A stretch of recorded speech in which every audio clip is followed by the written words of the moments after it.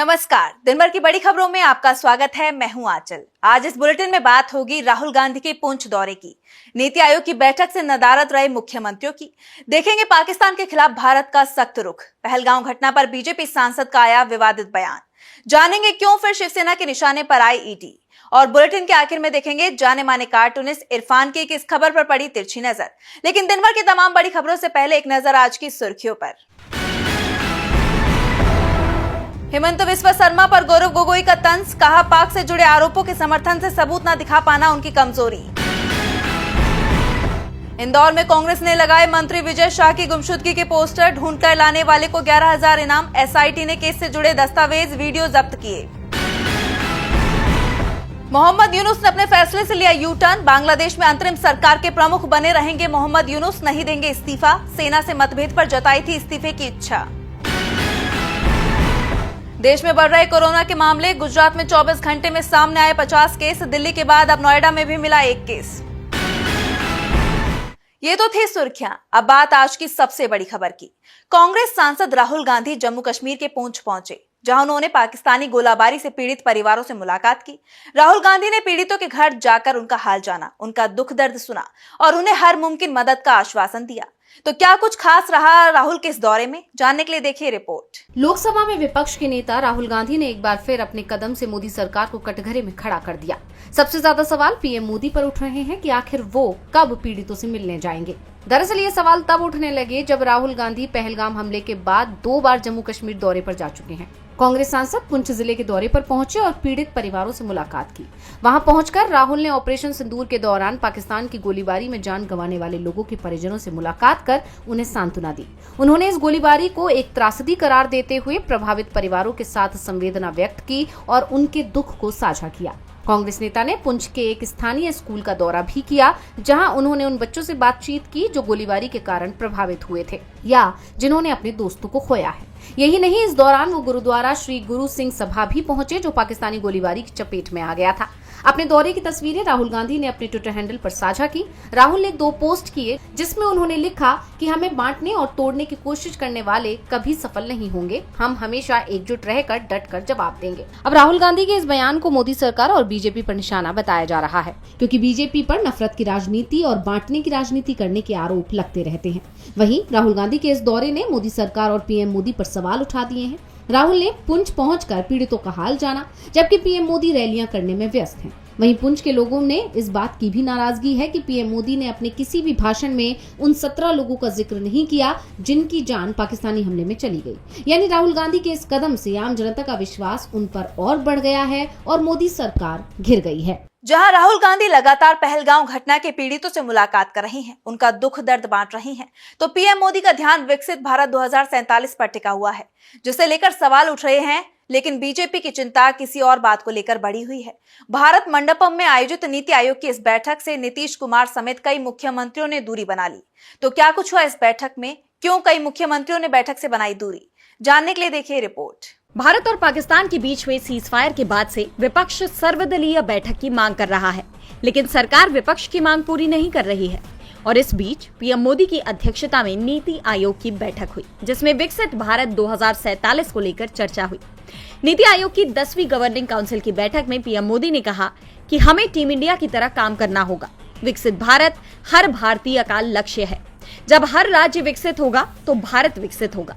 PM Modi के बयान पर कांग्रेस सांसद जयराम रमेश ने पलटवार भी किया, लेकिन सबसे ज्यादा चर्चा हो रही है बीजेपी के सहयोगियों की, जो इस बैठक में शामिल नहीं हुए, जिसमें सबसे पहला नाम तो नीतीश कुमार का है, क्योंकि बैठक से एक दिन पहले तक नीतीश के शामिल होने की चर्चा थी।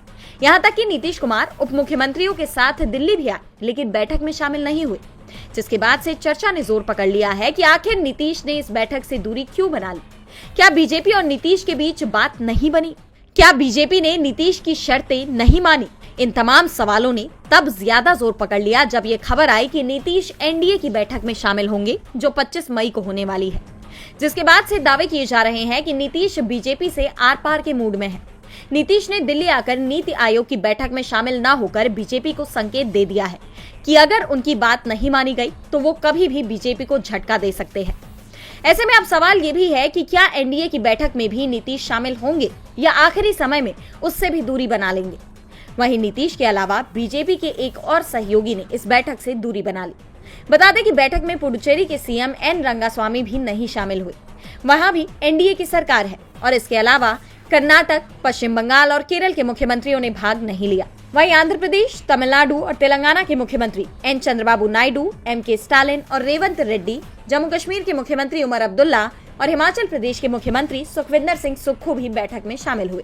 लेकिन नीतीश के बैठक में शामिल न होने से चर्चा गर्मा गई है। नीति आयोग की बैठक में नीतीश का शामिल न होना बड़े संकेत के रूप में देखा जा रहा है, जिससे बीजेपी की मुश्किलें बढ़ सकती हैं। तो मुश्किलें पाकिस्तान की भी बढ़ती दिखाई दे रही हैं। भारतीय डेलीगेशन अलग अलग देशों में जाकर पाकिस्तान की पोल खोल रहा है। यूएन में भी पाकिस्तान को खरी खोटी सुननी पड़ी, जिसके बाद पाकिस्तान घुटनों पर आता दिखाई दे रहा है। तो क्या है पूरी खबर, देखिए इस रिपोर्ट में। भारत के सख्त रुख ने पाकिस्तान को बेचैन कर दिया है। खासकर सिंधु जल संधि को लेकर पाकिस्तान बौखलाया हुआ है। इसे लेकर पाकिस्तानी नेता उल जुलूल बयानबाजी करने पर उतर आए हैं। अब पाकिस्तानी सांसद ने इस संधि पर भारत के फैसले को वाटर बम बता दिया। सैयद अली जफर ने संसद में माना कि अगर हम पानी का मुद्दा सुलझा नहीं पाए तो भूखे मर जाएंगे। सिंधु बेसिन ही हमारी लाइफलाइन है। 90% खेती इस पानी पर निर्भर है। हमारे ऊपर वाटर बम बना पड़ा है जिसे डिफ्यूज करना है। वहीं सांसद सैयद शिबली फराज का कहना है कि पानी के मुद्दे को जितना भी सीरियस ले सकते हैं लेना चाहिए। यानी एक तरह से पाकिस्तान भारत के आगे पानी के लिए गिड़गिड़ाने पर मजबूर हो गया है। लेकिन भारत का रुख साफ है कि बातचीत और आतंकवाद एक साथ नहीं चल सकते। पाकिस्तान के खिलाफ अब भारत का 5वां डेलीगेशन भी विदेश रवाना हो गया है। बीते दिन भारतीय डेलीगेशन ने रूस, जापान और यूएई के शीर्ष अधिकारियों से मुलाकात कर उनके सामने आतंकवाद और ऑपरेशन सिंदूर को लेकर भारत का पक्ष रखा। वहीं संयुक्त राष्ट्र में भी पाकिस्तान की क्लास लग गई। संयुक्त राष्ट्र सुरक्षा परिषद में सशस्त्र संघर्ष में आम नागरिकों को होने वाले नुकसान पर चर्चा के बीच पाकिस्तान ने कश्मीर और भारत और पाक के बीच हाल ही में हुए सैन्य संघर्ष का मुद्दा उठाया, तो भारत ने भी उसकी बोलती बंद कर दी। भारत ने साफ कहा कि पाकिस्तान एक ऐसा देश है जो आतंकवादियों और नागरिकों के बीच कोई फर्क नहीं करता। उसे नागरिकों की सुरक्षा के बारे में बोलने का कोई अधिकार नहीं है। इस बीच खबर ये भी आ रही है कि गुजरात के बनासकांठा में भारतीय सीमा में घुस रहे पाकिस्तानी घुसपैठिए को बीएसएफ ने ढेर कर दिया है। वहीं कच्छ से एटीएस ने एक पाकिस्तानी जासूस को अरेस्ट किया है। पहलगांव घटना के बाद से ही भारत पाकिस्तान में तनावपूर्ण हालात बने हुए हैं। भारत के एक्शन से पाकिस्तान को काफी नुकसान भी उठाना पड़ा, लेकिन उनकी बयानबाजी नहीं थम रही। तो बयान बीजेपी नेताओं के भी नहीं थम रहे। बीजेपी नेता विजय शाह के कर्नल सोफिया कुरैशी को लेकर दिए गए बयान पर अभी विवाद थमा भी नहीं था कि अब एक और बीजेपी सांसद ने इसे लेकर विवादित बयान दिया है। हरियाणा से बीजेपी के राज्यसभा सांसद रामचंद्र जांगड़ा के बयान पर बवाल मच गया है। देखिए रिपोर्ट। हरियाणा से बीजेपी के राज्यसभा सांसद रामचंद्र जांगड़ा ने पहलगाम आतंकी हमले पर विवादित बयान देकर हंगामा खड़ा कर दिया। उन्होंने कहा कि हमले में अपने पति खोने वाली महिलाओं में अगर वीरांगना जैसा जोश और भावना होती तो शायद 26 लोग गोली का शिकार नहीं होते। जांगड़ा ने भिवानी में अहिल्याबाई होलकर त्रिशताब्दी स्मृति अभियान के कार्यक्रम में कहा कि अगर टूरिस्ट ने डर कर हाथ जोड़ने की बजाय आतंकियों का मुकाबला किया होता तो नुकसान कम होता। उन्होंने पीएम मोदी की अग्निवीर योजना का हवाला देते हुए दावा किया कि अगर टूरिस्ट को ऐसी ट्रेनिंग मिली होती तो 3 आतंकी 26 लोगों को नहीं मार पाते। जांगड़ा ने कहा कि अगर यात्रियों के पास लाठी डंडा भी होता और वो आतंकियों पर टूट पड़ते तो शायद सिर्फ 5-6 लोगों की ही जान जाती, लेकिन आतंकी भी ढेर हो जाते। सोशल मीडिया पर अब उनके इस बयान की खूब आलोचना हो रही है। बता दें कि ये पहली बार नहीं है जब इस घटना को लेकर बीजेपी के किसी नेता ने इस तरह का कोई बयान दिया हो। हाल ही में ऑपरेशन सिंदूर को लेकर मध्य प्रदेश के कैबिनेट मंत्री विजय शाह ने कर्नल सोफिया कुरैशी पर आपत्तिजनक टिप्पणी की थी, जिसमें उन्होंने ऑपरेशन सिंदूर के संदर्भ में कुरैशी को आतंकियों की बहन कहकर संबोधित किया था। इस बयान की वजह से मध्य प्रदेश हाई कोर्ट ने उनके खिलाफ एफआईआर दर्ज करने का आदेश दिया और सुप्रीम कोर्ट ने भी उनकी माफी को नाकाफी बताते हुए एसआईटी जांच के आदेश दिए। इसके अलावा मध्य प्रदेश के डिप्टी सीएम जगदीश देवड़ा ने भी अपने बयान से विवाद खड़ा किया था। उन्होंने जबलपुर में कहा था कि ऑपरेशन सिंदूर के बाद पूरा देश, पूरी सेना, सभी कर्मचारी पीएम मोदी के चरणों में नतमस्तक है, जिसे विपक्ष ने सेना का अपमान बताया। बीजेपी नेताओं के ये बयान पार्टी के लिए मुश्किलें बढ़ा रहे हैं, जिसको लेकर विपक्ष उस पर लगातार हमलावर बना हुआ है। बीजेपी नेताओं के विवादित बयान को लेकर विपक्ष हमलावर है, तो सवाल ईडी पर भी उठ रहे हैं। एक बार फिर ईडी विपक्ष के निशाने पर है। सुप्रीम कोर्ट की हालिया टिप्पणी कि ईडी सीमा लांघ रहा है, इसे लेकर शिवसेना यूबीटी ने तीखा हमला बोला है। उद्धव गुट के मुखपत्र सामना ने अपने संपादकीय में ईडी की कार्यशैली पर सवाल उठाए हैं। तो क्या है पूरा मामला? क्यों सुप्रीम कोर्ट ने ईडी को लगाई फटकार? जानने के लिए देखिए रिपोर्ट। शिवसेना के मुखपत्र सामना के संपादकीय में जांच एजेंसी ईडी की कार्यशैली पर जमकर निशाना साधा गया है। इसका शीर्षक है सीमाएं लांघता ईडी। लेख में सुप्रीम कोर्ट के उस फैसले का जिक्र है जिसमें कोर्ट ने ईडी को फटकार लगाते हुए कहा कि वो अपनी हद से बाहर जा रहा है और संघीय ढांचे का उल्लंघन कर रहा है। संपादकीय में आगे लिखा है कि पिछले 10 सालों में ईडी ने देश में डर का माहौल बना दिया है। इसे बीजेपी की शाखा बताते हुए कहा गया कि ईडी ने विपक्षी नेताओं को निशाना बनाकर उनकी आवाज दबाने की कोशिश की। तमिलनाडु में शराब लाइसेंस के मामले में ईडी ने छापेमारी की, जिसे सुप्रीम कोर्ट ने गलत ठहराया। चीफ जस्टिस BR गवई ने ईडी को चेतावनी दी कि वो राज्यों के अधिकारों पर हमला कर रहा है और किसी निगम के खिलाफ बेवजह कार्रवाई नहीं कर सकता।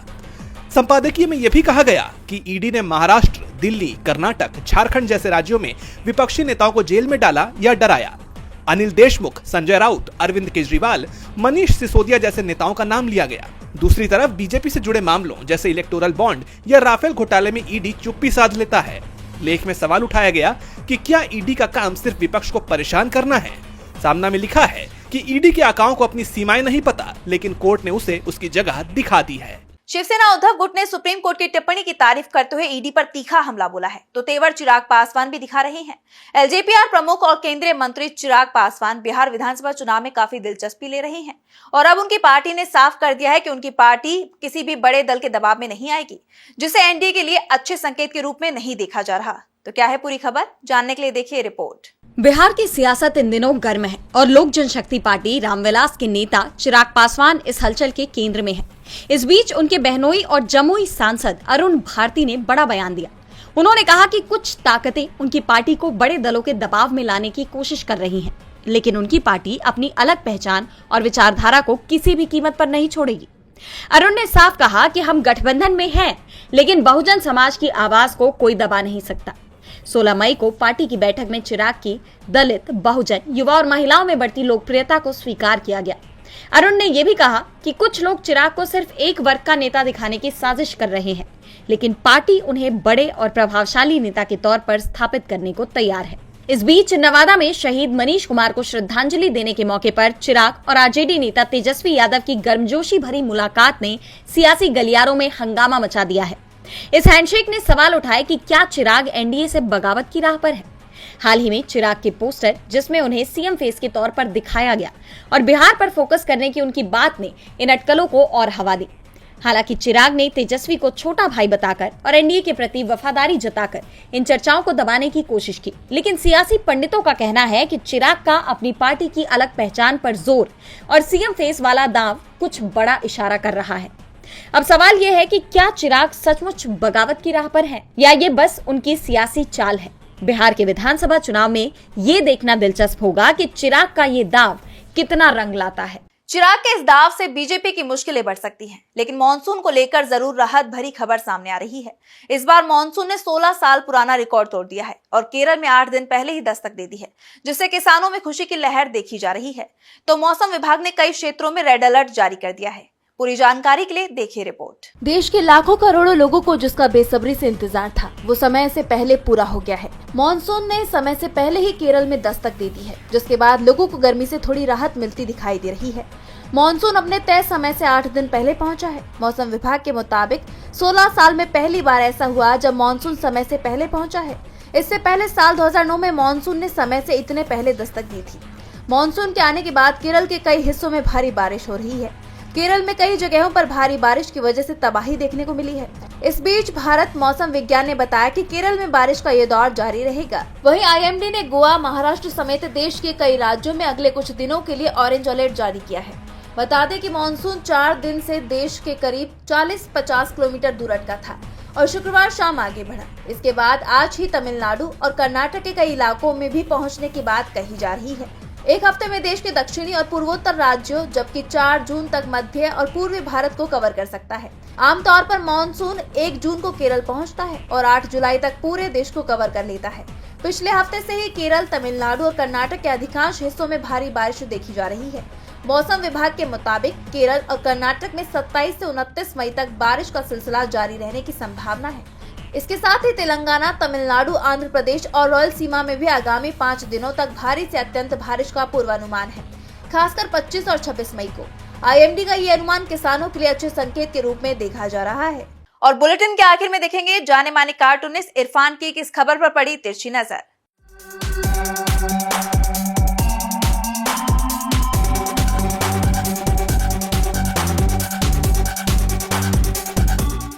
चिराग के साथ में खास बात यह है कि वो रोशनी कम देता है, लेकिन उसके साथ में रहने पर आग लगने का खतरा जरूर बना रहता है।